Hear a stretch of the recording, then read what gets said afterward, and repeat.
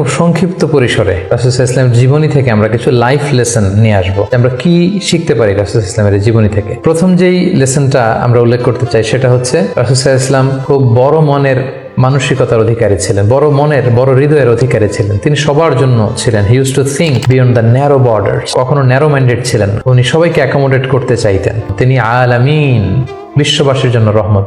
He is for all and his teaching is for all.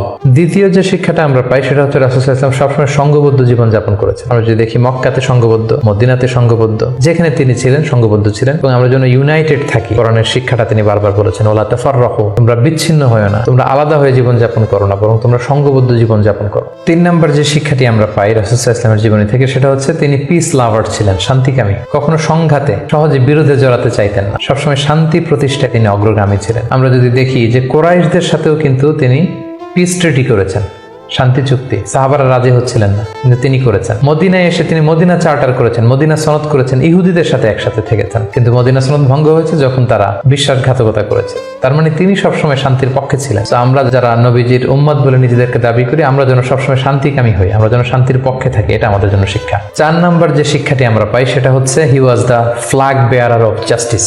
ন্যায় যেখানে, সত্য যেখানে, ইনসাফ যেখানে, জাস্টিস যেখানে, তিনি সেখানে। তার প্রমাণ আমরা দেখি 20 বছর বয়সে তিনি যখন যুবক, তখন তিনি হেলফুল ফুজুল নামে যুব সংঘ করেছেন। উদ্দেশ্য কি ছিল?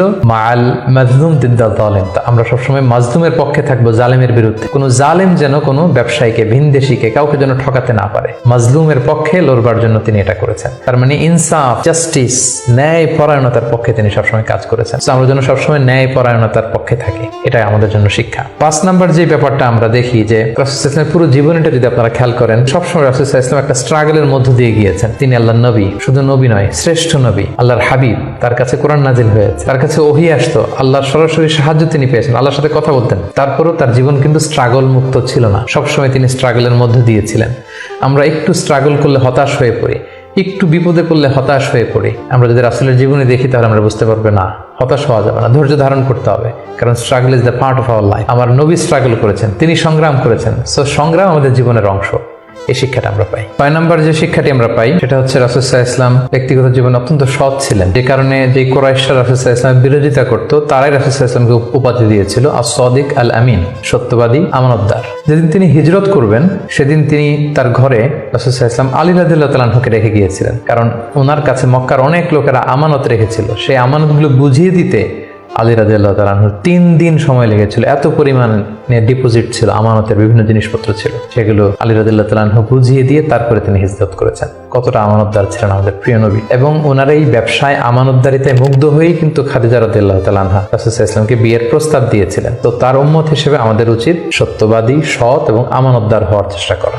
7 নম্বর যে শিক্ষাটি আমরা রাসূল সাল্লাল্লাহু আলাইহি ওয়াসাল্লামের জীবনী থেকে পাই সেটা হচ্ছে রাসূল সাল্লাল্লাহু আলাইহি ওয়াসাল্লামের একটা ফ্রেন্ডলি ইন্টারাকশন ছিল তার ফলোয়ারদের সাথে, good interaction with the followers. আমাদের অনেক লিডারদের মধ্যে একটা বসি ভাব থাকে যে আমি সব জানি, আমার ফলোয়াররা কিছুই জানে না, আমার টিমের লোকেরা কিছুই জানে না। না, রাসূল সাল্লাল্লাহু আলাইহি ওয়াসাল্লাম এটা করতেন না। কারোর কাছ থেকে কোনো ভালো কনসালটেশন, কোনো পরামর্শ আসলে পলিসি মেকিং এ তাদের কথাও তিনি রাখতেন। সুবহানাল্লাহ, এটা একটা গুড লিডারের বৈশিষ্ট্য। 8 নম্বর যে শিক্ষাটা আমরা পাই সেটা হচ্ছে রাসূল সাল্লাল্লাহু আলাইহি ওয়াসাল্লাম হেভিলি ফোকাসড ছিলেন তার মিশনে। সেই যে মক্কায় তিনি তাওহীদের বাণী প্রচার করতে শুরু করেছেন, রিসালাতের বাণী প্রচার করতে শুরু করেছেন, আখিরাতের কথা মানুষকে প্রচার করতে শুরু করেছেন। তার যে দাওয়াতের ফোকাস, এই ফোকাস থেকে কোনো প্রলোভন, কোনো লোভ, কোনো স্ট্রাগল, কোনো বিপদ রাসূল সাল্লাল্লাহু আলাইহি ওয়াসাল্লামকে এক চুল পরিমাণ নাড়াতে পারেনি। আমরা যদি জীবনে সফল হতে চাই, আমাদের ফোকাস ঠিক রাখতে হবে। ফোকাস থেকে আমরা নড়ে গেলে কিন্তু আমরা সফলতার দেখা পাবো না।